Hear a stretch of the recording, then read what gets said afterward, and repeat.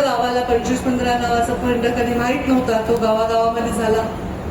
गावागावामध्ये पाण्याच्या योजना, ग्रामपंचायतचे कार्यालय, पंचायत समिती एकही नव्हती बीड जिल्ह्यामध्ये. पंचायत समितीचे इमारत, जिल्हा परिषद, मुख्यमंत्री ग्रामसडक योजना, जलयुक्त शिवार, जेथे मी जेव्हा मंत्री झाले ते 2,500-3,000 हजार टँकर होते, ते टँकर मुक्त जिल्हा करण्याचा जे प्रवास होता, असे अनेक कामं करता आले.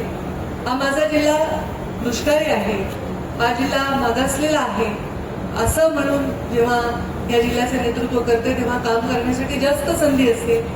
आणि त्यामुळे या लोकांसाठी काम करण्यासाठी रोजगाराच्या संधी उपलब्ध करण्यासाठी अनेक कामं केली.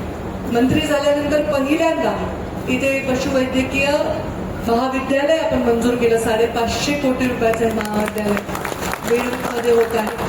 अजितदादांनी मला मागितलं होतं बारामतीसाठी. मी म्हटलं अजितदादा मी 2 मंजूर करते, दोन्हीला तुम्ही बजेट द्या. ते म्हणजे बरोबर आहे ताई, तुम्ही तर आम्ही मागितलं बीडचंही करून घेतलं. म्हटलं हो. आणि आम्ही 2 महाविद्यालयांना परवानगी दिली. आणि आता हा महापशुधन एक्स्पो आहे.